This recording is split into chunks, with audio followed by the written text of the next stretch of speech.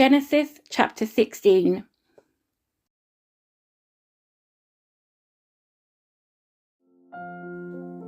Now Sarai, Abraham's wife, had not been able to bear children for him, but she had an Egyptian servant named Hagar.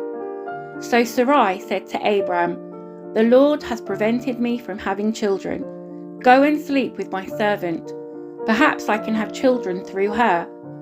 And Abraham agreed with Sarai's proposal. So Sarai, Abraham's wife, took Hagar the Egyptian servant and gave her to Abraham as a wife. This happened 10 years after Abraham had settled in the land of Canaan. So Abraham had sexual relations with Hagar, and she became pregnant. But when Hagar knew she was pregnant, she began to treat her mistress Sarai with contempt. Then Sarai said to Abraham, "This is all your fault. I put my servant into your arms, but now that she is pregnant, she treats me with contempt. The Lord will show who's wrong, you or me." Abraham replied, "Look, she is your servant, so deal with her as you see fit." Then Sarai treated Hagar so harshly that she finally ran away. The angel of the Lord found Hagar beside a spring of water in the wilderness, along the road to Shur. The angel said to her, "Hagar, Sarai's servant, where have you come from, and where are you going?" "I'm running away from my mistress Sarai," she replied. The angel of the Lord said to her, "Return to your mistress and submit to her authority." Then he added, "I will give you more descendants than you can count."